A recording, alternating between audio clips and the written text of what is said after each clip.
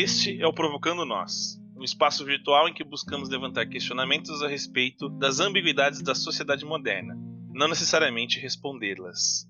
E começando hoje, na verdade retomando a discussão do episódio anterior, estou aqui novamente com os meus amigos Ricardo Piccoli, vulgo Bichão. Oba, nesse 1º de maio aí, 9h30 da noite. Estamos também com Lucas Lima, o famoso Lucão. Olá, pessoal. Olá. Fala aí, Lalau. Fala aí, galera.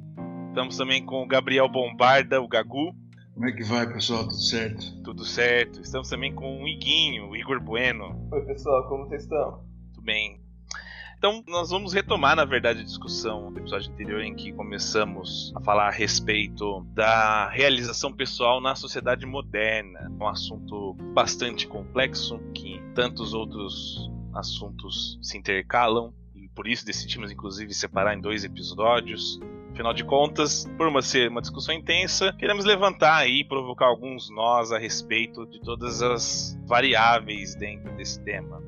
Retomando já de onde parou a discussão, o Igor, no episódio anterior, ele falou um pouco sobre as condições externas que influenciam na realização dos nossos objetivos. Quando decidimos um determinado curso de ação, quando buscamos a realização de algum objetivo profissional, por exemplo, ou de um sonho como uma viagem, como obter fama, ou da aquisição de bens materiais que nós desejamos ao longo da vida, nós sempre nos deparamos com as condições da vida em que vivemos.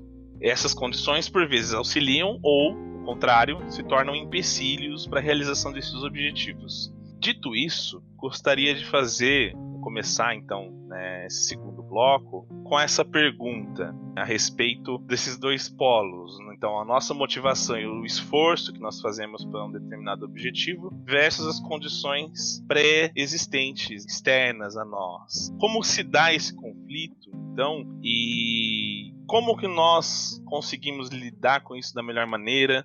Se nós temos muitas adversidades, ou quanto que isso facilita para nós a aquisição desses objetivos. Eu vou começar essa discussão e o levantamento de perguntas, levantamento de questionamentos com nosso amigo Gabriel Leal Bombarda. Gagu, como você vê esse conflito?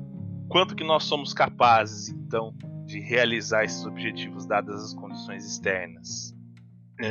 Também eu vou lançar a mão de novo de um argumento que a gente trouxe no nosso episódio passado, que é essa noção do que é se realizar, quando a gente olha da perspectiva talvez mais contemporânea, ocidental, capitalista, como a gente comentou no último episódio, de alguma forma essa exigência ela é social, familiar, cultural. Ao passo que realizar isso não precisa ser necessariamente uma inserção na comunidade como o coletivo espera que a gente se insira. Então, pegando um pouco o primeiro argumento que eu comentei, quando a gente identifica a saída para a nossa realização como uma realização usual, coletiva, uma imagem idealizada sobre o que é ser bem-sucedido no nosso mundo ocidental, acho que nem todo mundo nasceu para ser influencer. E isso meio que responde um pouco, acho que a tua pergunta, na minha opinião, Lala, porque a gente acabou criando, como sociedade, digo a gente, nós acabamos criando um tipo de imagem que compõe tudo aquilo que, de certa maneira, me parece que falta em todos nós. Então, estas pessoas, elas normalmente são pagas para mostrar um tipo de realização e um tipo de sucesso que, de certa maneira, é o ideal. Não sei se posso me aventurar assim, mas que é o ideal do capitalismo. Você ter posses, você ter uma vida no qual você não trabalha, porque esses caras normalmente não trabalham, que eu acho um absurdo, São imagens de pessoas que vivem de uma fortuna, que muitas vezes nem fizeram nada para tê-la, ou que vivem da imagem desta fortuna, O que a gente sabe também é que aquilo que se cria naquele espaço nem sempre corresponde ao que é real. Mas são pessoas que têm, São pessoas belas, são pessoas que, como eu disse, têm posse, são pessoas que não encontram problemas, são pessoas que às vezes têm uma positividade, como se tem dito, tóxica, que é um mundo, Eu acho que fomentou também a criação A criação não, porque o coach ele já é uma atividade, acho que nos Estados Unidos principalmente, respeitado. O problema é como é que se faz o uso desse tipo de ferramenta, principalmente aqui no Brasil, onde se vende a possibilidade de se crer que é possível ser aquilo que você quiser, independente das suas condições. O que é uma puta falácia. Diz isso, né, para um garoto que vive numa condição de pobreza, de limitações, ou para continuar usando inclusive o exemplo nosso anterior dos esportistas, né? Diz isto para qualquer garoto que imagina que ser jogador de futebol é algo que você só precisa ter habilidade.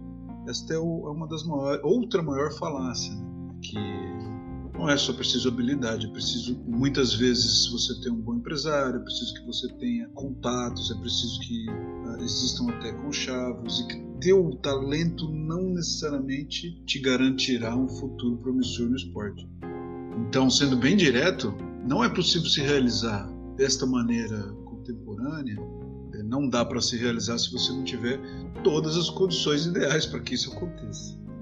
Agora, realizar-se psiquicamente, que é um outro aspecto dessa experiência, como a gente comentou no outro episódio, não necessariamente precisa depender de condições ideais externas, né? Porque aí há um componente que eu acho que é passível sim de discussão, mas há um componente de adaptabilidade que consegue, de certa maneira, fazer com que você crie uma saída para conseguir se sentir realizado e pleno diante da tua condição física, familiar, financeira, etc. Essa questão se abre em outras duas questões, né, assim. São duas perspectivas que a gente pode tomar. Mas, enfim, acho que é isso mais ou menos que eu penso. Eu queria fazer um comentário a partir do que o Gagu coloca. Acho que, inevitavelmente, a gente ia chegar no coach, né? Quando ele coloca essa diferença aí do coach nos Estados Unidos, enfim, não sei dizer exatamente como que isso se dá. Não é um assunto que me interessa muito, embora fazer uma historiografia do coach, né? Mas é muito interessante como a gente está capturado no campo gravitacional dessa lógica do esporte. Porque o coach é a palavra inglesa para técnico, né? E me parece que isso revela de uma maneira muito interessante como que o coach, pelo menos da maneira como a gente tem conhecimento no Brasil, de uma forma mais amplamente divulgada, e como boa parte deles acaba se descrevendo e tal, como que isso, de alguma forma, entra em crise quando a gente vai fazer uma comparação disso com o que a gente chama de terapia, com o que a gente chama das psicoterapias, enfim. Porque a capacidade do técnico é, de alguma forma, ajudar alguém, ou um conjunto de alguém, um coletivo, a jogar um certo jogo, dentro de certas diretrizes, dentro de um certo enquadre, considerando certas regras, considerando certos ideais de desempenho, que tem a ver com essa questão da adaptabilidade, né, que o Gagu colocou, que é como que, de alguma forma, eu me deixo deformar por esse jogo para poder contribuir com esse objetivo comum, ou se não com esse objetivo comum, como que eu faço para pertencer a esse conjunto de lógicas, a esse contexto. E isso coloca de uma forma muito, muito importante, assim, pelo menos quando a gente vai falar da psicanálise, quando a gente vai falar da psicologia analítica, né? Quando a gente vai falar mesmo de análise do comportamento, que vão por uma via diferente, mas que, de alguma forma, quando a gente vai trabalhar com uma pessoa que nos procura pedindo terapia, né? Uma das nossas primeiras observações de uma maneira meio grosseira, assim, mas é de alguma forma entender, assim, que jogo que essa pessoa está querendo jogar. Isso tem a ver com o desejo de quem que está desejando nessa pessoa.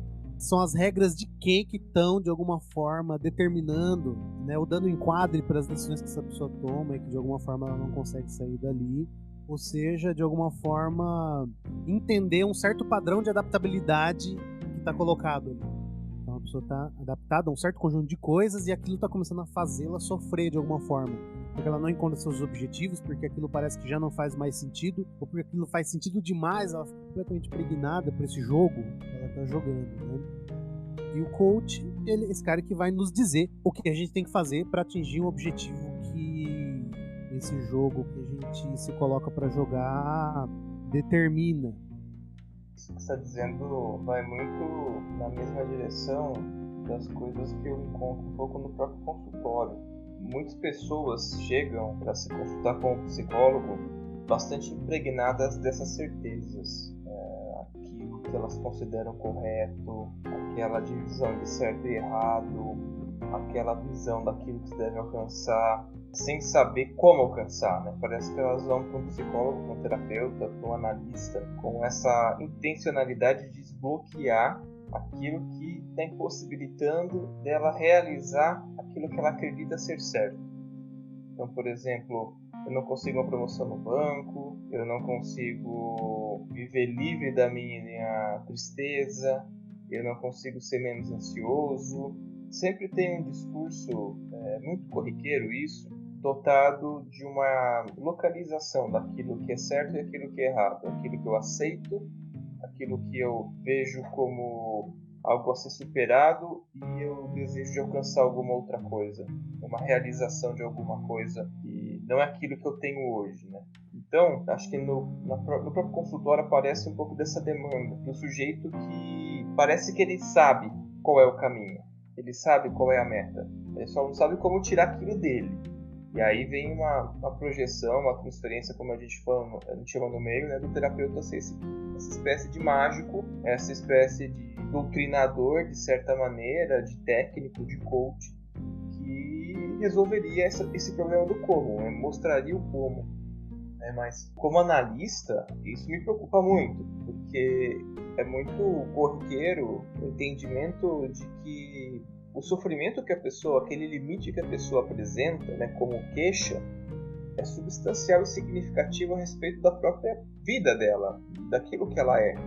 Envolvem questões muito mais profundas do que simplesmente a superação de um problema, de uma patologia, de uma deficiência ou de alguma coisa parecida como essa.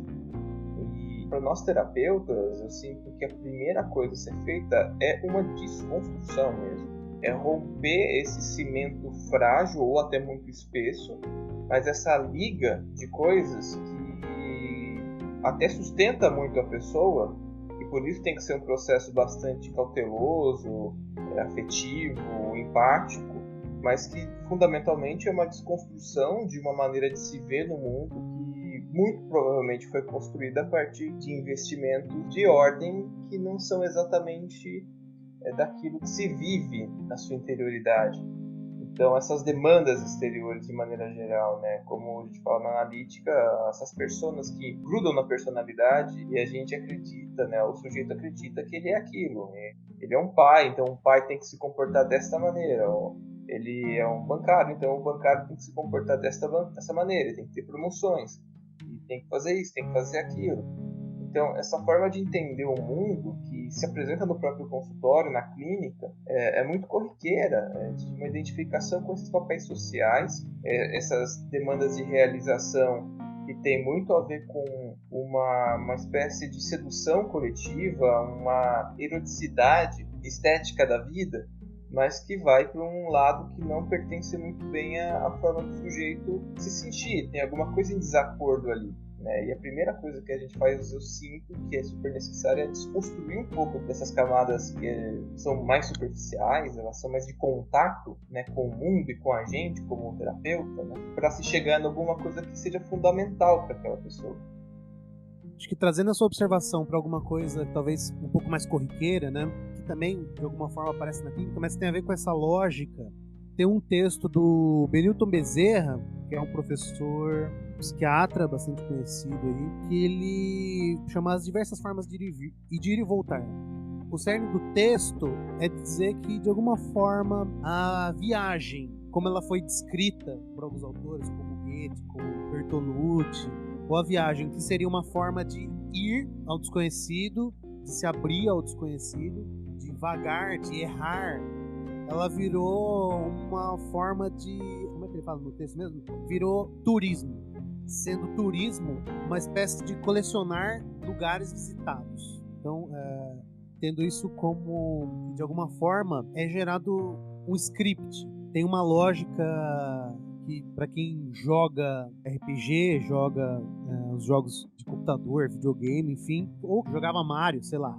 uma lógica meio de checkpoints, que me parece que tem a ver com essa coisa da realização.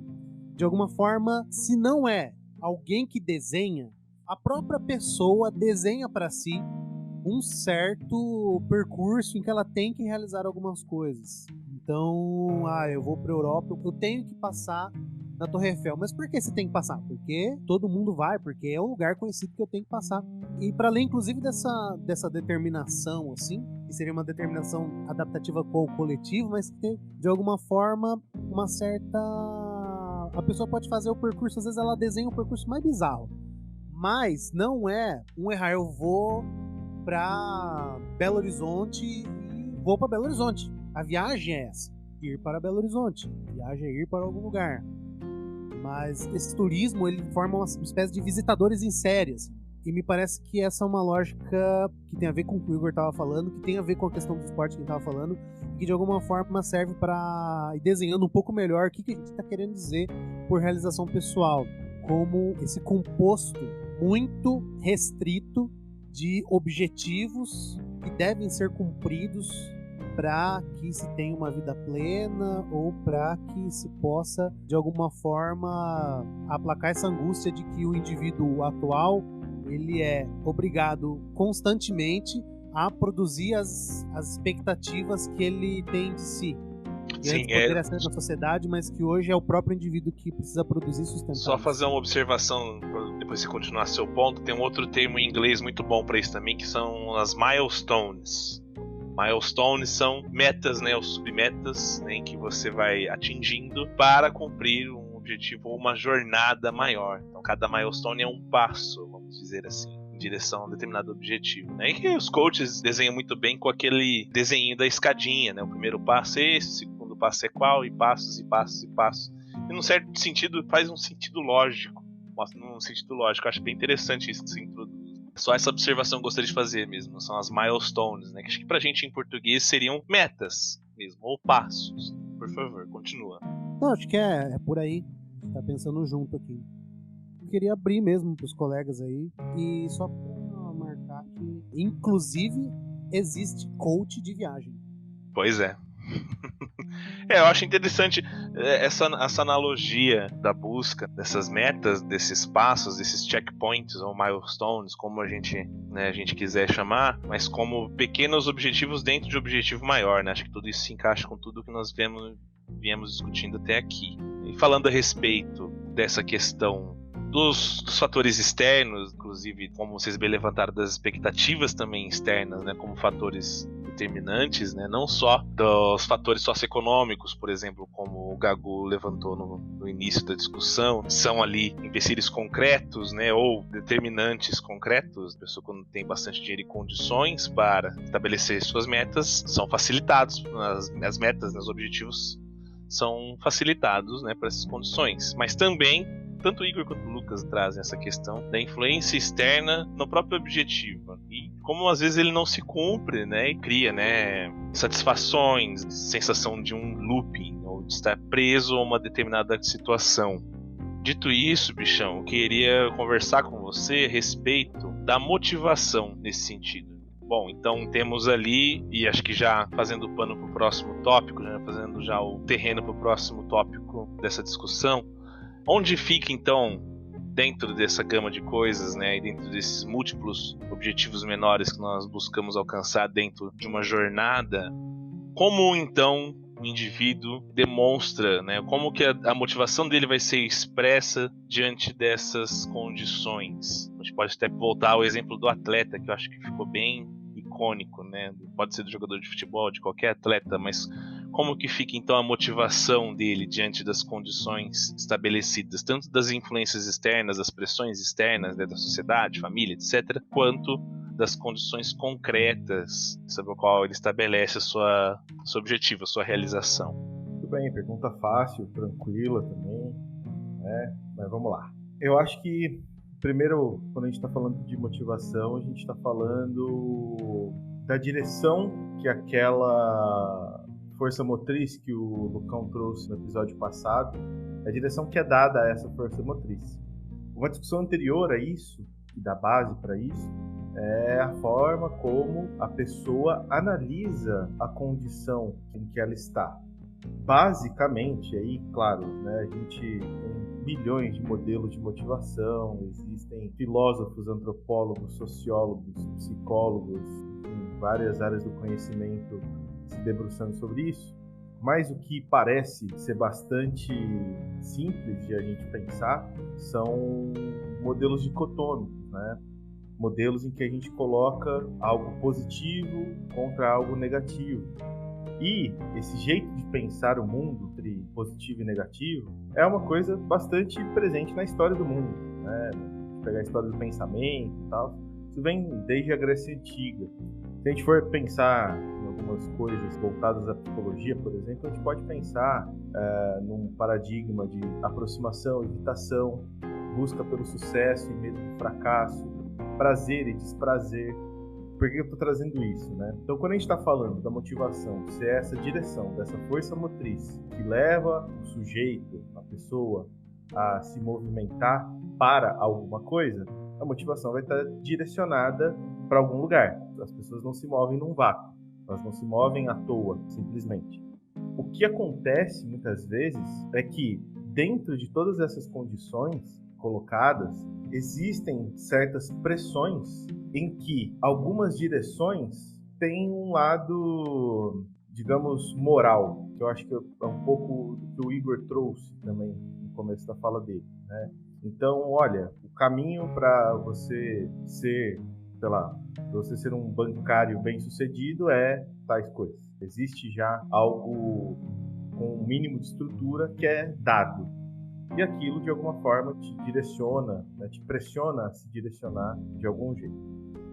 Tinha uma segunda parte que você falou que seria já para encaminhar para a segunda pergunta. Você pode... Não, era justamente sobre isso que você estava falando. A motivação, todo esse panorama que você constrói, né, das pressões externas e tudo mais, e aliando isso ao que foi introduzido pelo Iguinho, a pergunta, na verdade, que eu quero colocar aqui, acho que a gente pode até retomar para você elaborar um pouco disso, é a respeito da saúde mental. Como que fica então, né? O que faz nós perseverarmos diante de um determinado conjunto de condições ou desistimos, né? E os impactos na saúde mental sobre isso. Acho que é interessante nós falarmos um pouco sobre, né? Falamos sobre todos esses caminhos que nós fazemos em busca de objetivos que muitas vezes não são elaborados unicamente por nós, né? Mas por projeções externas, e de uma forma ou de outra estabelecemos metas, estabelecemos objetivos, queremos realizar coisas. E aí, isso tudo, quando essas coisas não se realizam, ou quando se realizam, mas não são exatamente aquilo que o indivíduo esperava, talvez, muitas vezes isso tem um impacto na saúde mental do indivíduo. E eu queria ver de você, assim, talvez até pela sua experiência mesmo profissional, né, como que essas coisas afetam então a saúde mental do indivíduo.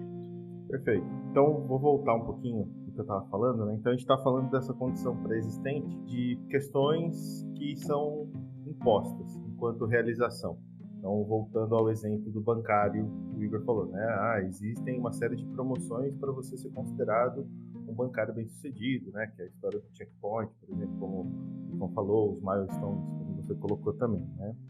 A questão que acho que chega para a gente aí da saúde mental é que existe uma imersão dentro desse microcosmo aí. Nesse caso, vamos pegar aí o bancário dessa vez. O bancário é o bancário.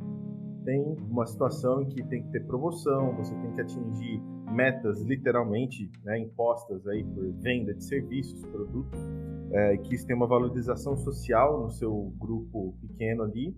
Só que você se vê, você se enxerga numa situação em que aquilo te deixa desconfortável, você está sempre triste, está sempre estressado, tudo mais e tal. Muitas vezes até não consegue perceber muito bem por quê.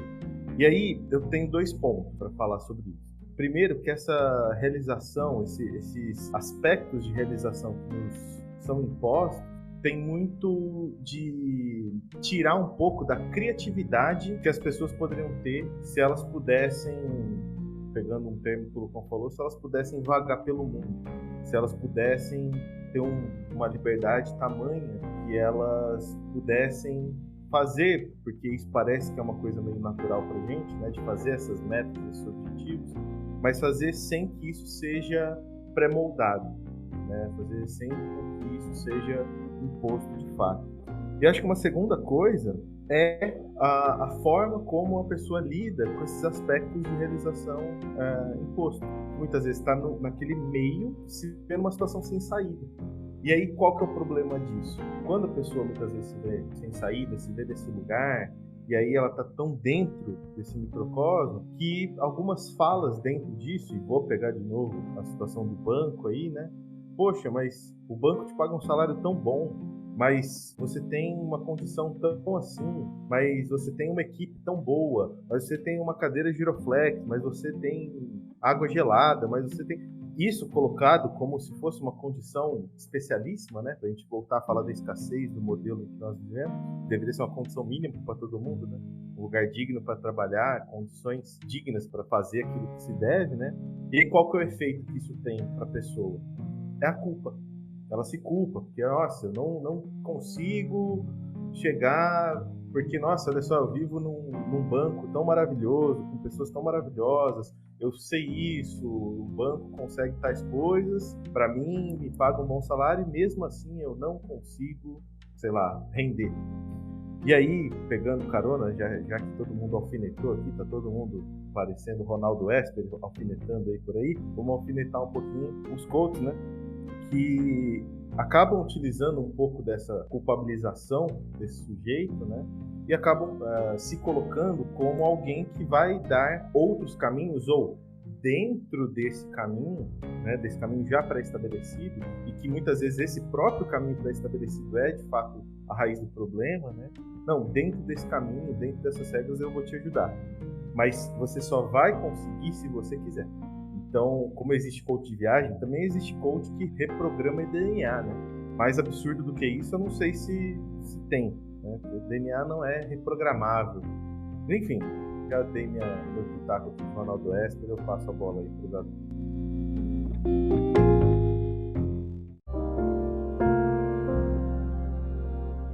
Sabe uma coisa que eu tô ouvindo vocês, eu tava pensando, não sei se vai fazer sentido, mas toda essa nossa discussão, inclusive tudo isso que você está dizendo, que na minha opinião se relaciona profundamente com a culpa, é que as pessoas estão buscando o mito da felicidade, né?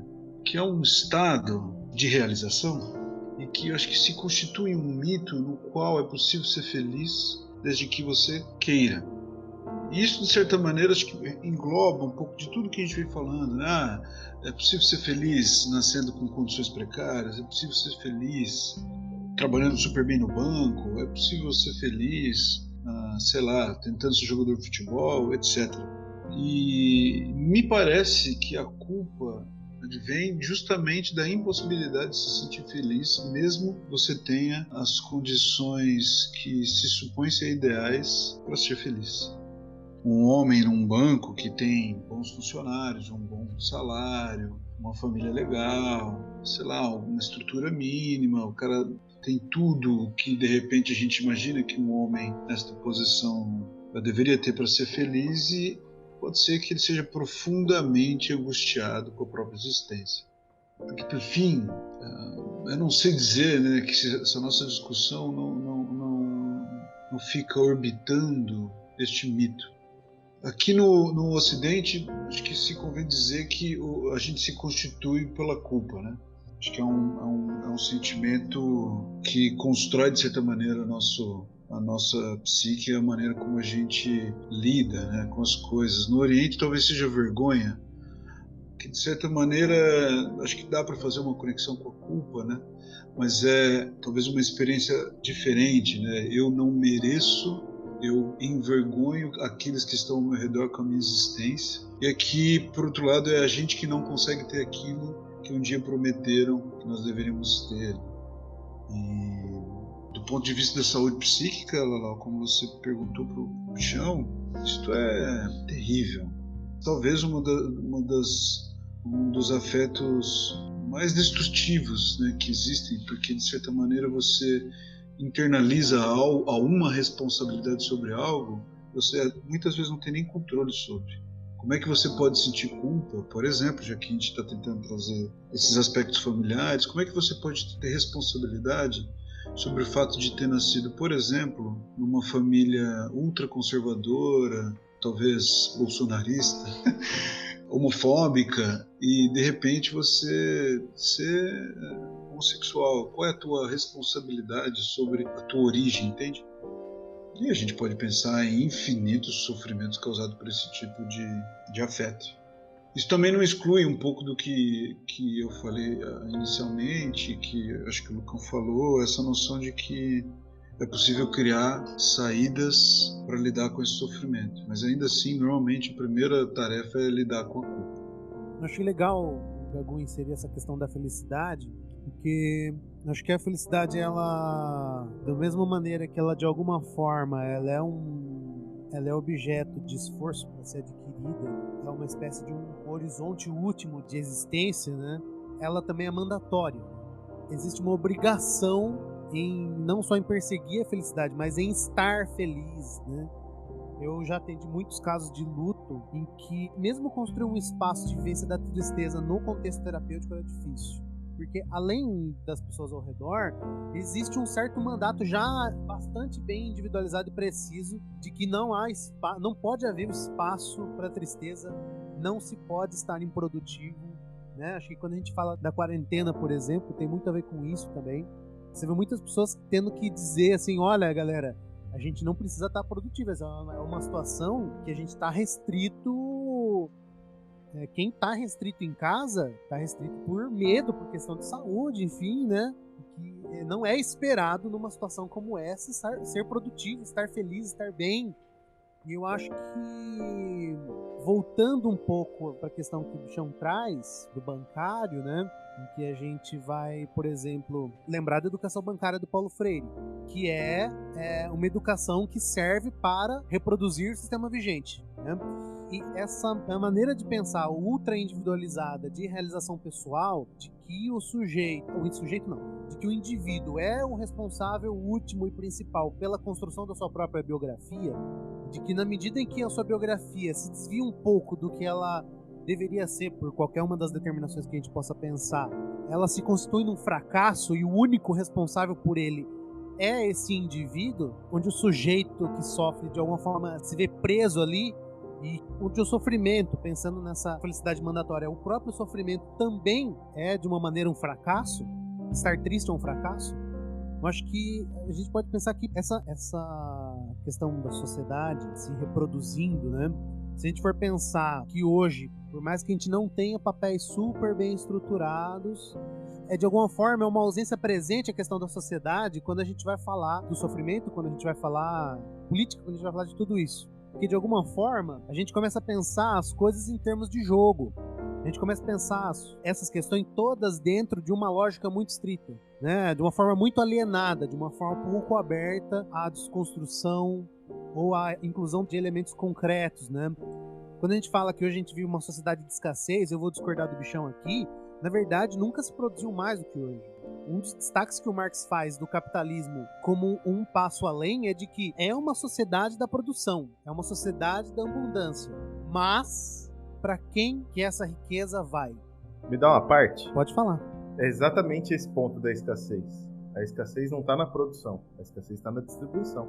As nossas condições socioeconômicas no mundo todo estão feitas, né? Os estados são estruturados, a política é feita para que sim, haja produção, haja muito excedente, inclusive, porque isso dependendo do produto, é viável comercialmente. Isso é bom ter excedente e jogar fora, né? Isso é absurdo, mas é o que muitas vezes existe. Mas a sociedade da escassez está em dois níveis, está na distribuição, mas está também como um subproduto da homogeneização das coisas. Quando o Gago coloca a sociedade ocidental e oriental, ele está falando muitas vezes com referência também a coisas do passado, mas a gente está cada vez mais homogêneo a ponto da gente chegar e falar assim, poxa, eu vou comparar um Walmart nos Estados Unidos, na China e no Brasil. Espera aí, o modelo mercado Walmart, por exemplo, não é uma coisa brasileira e também não é uma coisa chinesa, entende? Então acho que quando eu trago sociedade de escassez, eu estou trazendo para esses dois pontos que não vou, acho que não é o tópico de hoje, a gente pode discutir isso mais num outro episódio, mas é só para perfeitamente, mas é como eu falei, eu acho que é um assunto tão intrincado e que ele passa assim por uma série de outros assuntos que se intercalam. Acho bem interessante essa análise que vocês dois fizeram, na verdade, da sociedade. Retomando para você, Lucão, acho que a gente interrompeu um pouco sua fala. Não, nós estamos pensando junto aqui, né? É, isso aí. Como uma última coisa, nesse sentido do que eu tô falando, hoje quando a gente vai ouvir essas pessoas sofrendo, por exemplo, é muito difícil para essas pessoas pensarem para além dessa responsabilidade individual. Essa coisa que o Gago falou, por exemplo, né? É muito mais comum a pessoa chegar de fato se culpando pelo que ela não foi capaz de fazer, pelo que ela não foi capaz de conquistar, do que olhar para as condições materiais sobre as quais ela estava atuando, no contexto material mesmo que ela está, né? De alguma forma, essa nossa constituição social, esse mandado da felicidade, esse mandado da realização pessoal, essa individualização profunda, ela coloca a questão social muito no fundo. As nossas insatisfações e o sofrimento, ele fica muito pautado num pequeno jogo, que é o jogo da realização pessoal. Então, se você não conseguiu fazer, é porque você fez errado, é porque você não tentou o bastante. Então, parece que quanto mais a gente ficou individualizado, mais a gente ficou vulnerável a jogar esse jogo social. Hoje, por exemplo, é muito mais fácil você ver uma pessoa culpar o governo do que a sociedade, falando de uma maneira muito abstrata, assim. Mas você vai ver a pessoa culpando um governante, mas ela não vai fazer... Muito mais difícil você ver uma pessoa fazendo uma leitura de que, tá, mas essa sociedade que a gente vive aqui, ela produz o quê? O que a gente tá fazendo aqui, né? Bom, estou pensando aqui, né, o que é esse lugar da felicidade na nossa sociedade global, de certa forma já, né? Não é mais uma divisão tão Ocidente e Oriente, mas existe uma tradição oriental e ocidental com certeza, né? Eu acho que a globalização tomou muito um espírito do que se pratica no Ocidente ao longo de alguns séculos. Parece que essa busca da felicidade, eu não tenho tanta certeza se ela é tão... Ela é muito importante, mas se ela é o elemento tão primordial. Me parece que ela tem um efeito interessante. Então, a felicidade como uma espécie de morfina, né? Uma recompensa, alguma coisa para deixar o sujeito satisfeito na sua individualidade. Talvez a coisa seja o individual. E tem também uma repercussão em relação à culpa, em relação a esse isolamento de cada elemento e a nossa incapacidade de nos vermos, ou a dificuldade de nos vermos como um coletivo. Eu acho que seria interessante de lançar para o nosso ouvinte e até mesmo para a gente essa coisa de... Bom, como que a gente vê a nossa própria realização? Eu acho muito improvável que a gente encontre uma forma que coloque o que o coletivo pode nos dar.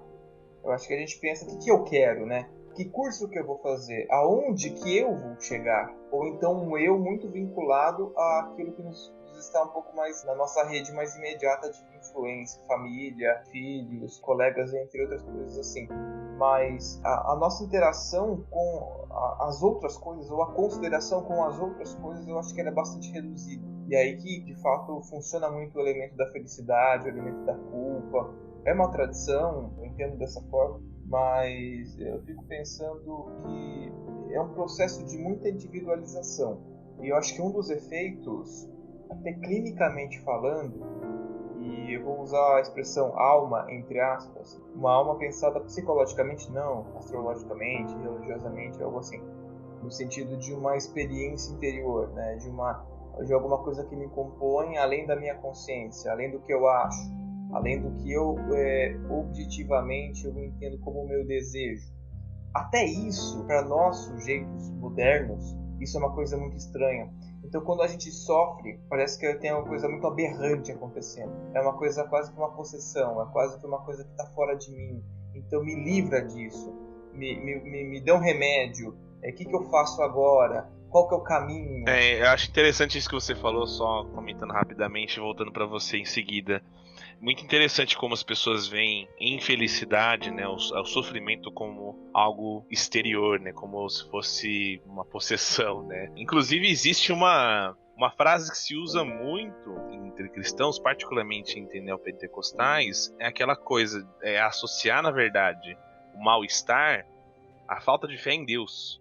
Se você não está feliz, se você está triste, você está com depressão, a pessoa chega em casa e fala, o psicólogo, o psiquiatra diz que eu estou com depressão. E logo vem aquela frase, né, chavosa, vocês já devem ter ouvido em outro contexto, mas isso daí é falta de Deus no seu coração, falta de fé, né? E junto com isso vem a culpa, né, que a gente já elaborou sobre hoje. Quanto que a infelicidade ou a insatisfação está associada também à culpa. Mais um fator que associa os dois, né? Por favor, Igor, continue. Desculpa a interrupção. Imagina, acho que é bem interessante essa ideia, né? É a falta de alguma coisa, mas que no fundo fala de uma ligação, né? Mas é tão dissociada, é tão colocada como uma espécie de exterioridade, mas que no fundo revela um certo ato falho, né? É um religar ao mesmo tempo. É a coisa de se comunicar com o seu transcendente interior, né? Ou um transcendente, mas é a sua comunicação com ele. É uma ligação que pertence a uma outra ordem ainda. Não pertence a um ego, né? Não pertence a um eu fechado. Ele tem que ter uma penetrabilidade, tem que ter uma transitoriedade, um trânsito, melhor dizendo, entre essas instâncias, né? Mas não, a coisa é dada também como essa responsabilização, essa culpa de individualmente você é um fracasso ou você é um sucesso. E as coisas são produzidas muito nessa lógica. Então, e até para falar um pouco em saúde mental, isso é muito grave mesmo. É extremamente grave. Isso leva a burnout, isso leva a suicídio, isso leva a psicose mesmo, a surtos psicóticos, a estados de depressão muito severos, justamente por esse sentido de valor. Então eu não valho, eu não produzo bem, não existe uma realização também daquilo que a gente falou, né, de coisas mais internas mesmo, daquilo que diz respeito ao sujeito, daquilo que diz respeito a uma espécie de vocação, alguma coisa que fale de verdade por ele, e não por uma constituição de status, de coisas externas que vão se acumulando e vão se articulando em prol de uma imagem de uma unicidade vitoriosa, no final das contas. Então, quando isso fracassa como imagem, dá uma quebra. E essa quebra pode ser assustadora, inclusive fatal. Para mim, por fim, agora eu acho que o que a gente está falando se comunica diretamente com o que o Bichon falou inicialmente, que há uma dualidade, um funcionamento aí binário, né, de descrever o mundo entre as coisas que são boas ou más, ou como o Bichon falou, prazerosas ou não, ou do bem ou do mal, etc. E o estado de felicidade, da maneira como a gente está conversando, e acho que como se convém, é um estado onde eu preciso ter tudo aquilo que é positivo, ou que eu encaro como positivo. Então, se você não crê em Deus, como o Lau comentou, é algo, do ponto de vista social e nessas comunidades, negativo. Você é responsável por carregar esta marca, então, portanto, deve se culpar mesmo. E, para mim, eu não sei se é algo que pode solucionar um pouco essa dinâmica. É um outro tipo de estado de ser, que não é a felicidade, mas a plenitude. Porque plenitude me parece um estado no qual você lida com estes aspectos tortos que todos nós temos, né? De alguma maneira você lida com aquilo que você deixa de ter por alguma razão, uma família perfeita, ou de repente um envolvimento com a religião meio turbulento, ou sei, né, condições financeiras não muito favoráveis, etc. Mas quando você lida com isso e aceita, integra, inclusive integrando também os aspectos positivos que uma pessoa pode carregar, me parece que é possível um estado de plenitude, que é diferente da felicidade como a gente está conversando e como é que se imagina. Um estado no qual você tem prazer infinito, né? Você sempre está muito bem.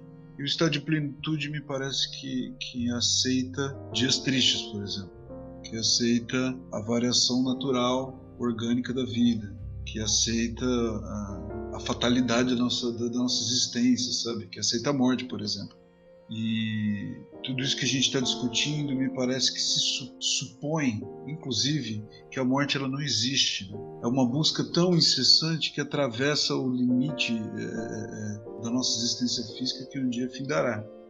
O estado de plenitude me parece que combate, entra em conflito com essa ideia, porque pressupõe, como eu estou dizendo, que embora você possa perseguir uma vida toda procurando ser feliz, isto acabará, porque você morrerá. E ao aceitar isso, de alguma forma você consegue viver a vida, pelo menos potencialmente, da melhor maneira possível, e não da maneira como se espera que você viva.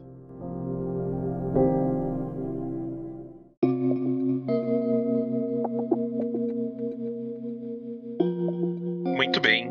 Acho muito pertinente isso que você citou, Gago. A forma como você finaliza esse tópico. Na verdade, esse tópico todo eu achei particularmente muito interessante.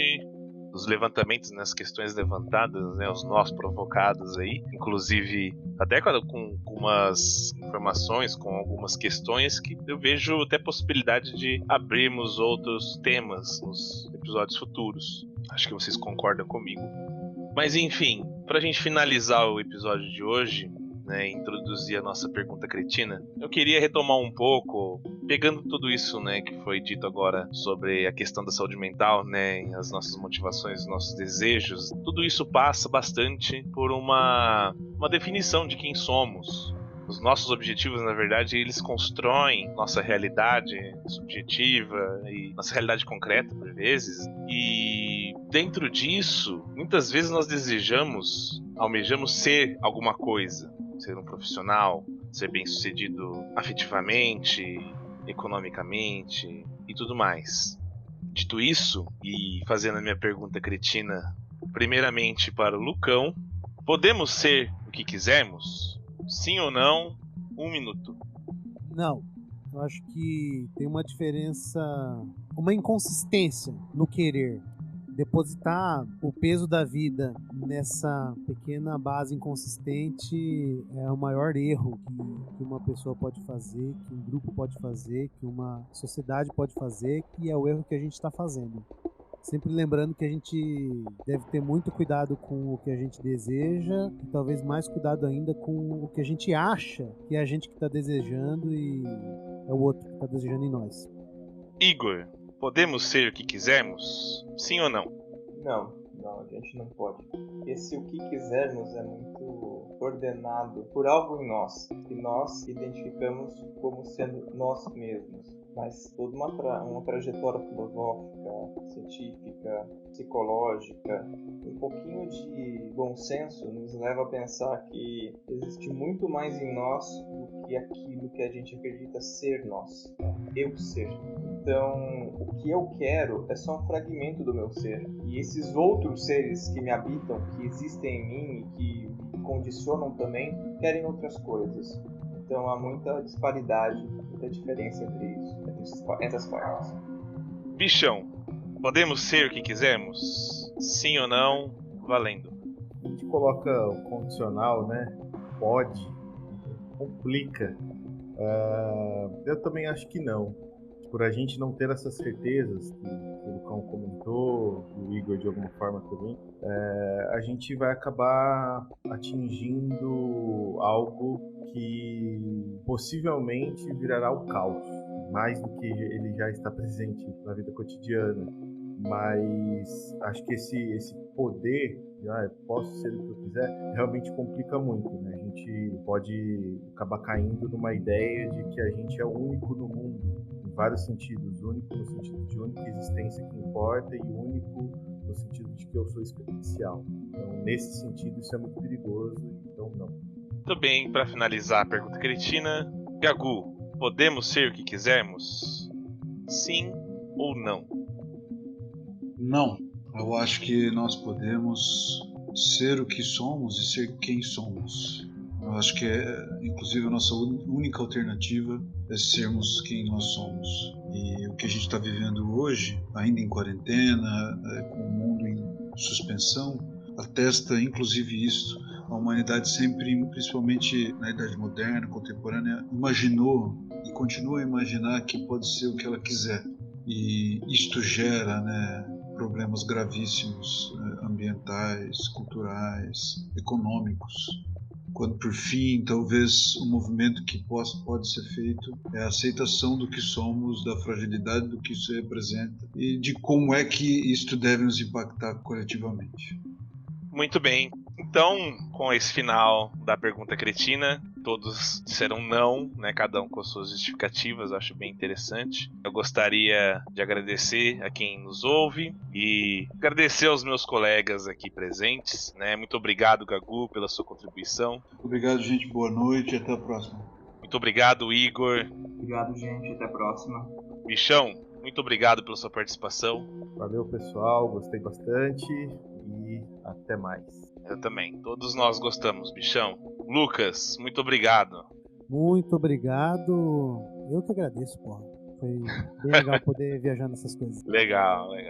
E realmente foi uma discussão bastante interessante, né? Vários pontos interessantes levantados. Eu sou André Nicolau, vulgo Lalau. Eu agradeço a audiência de vocês. Tenham bons dias e até a próxima.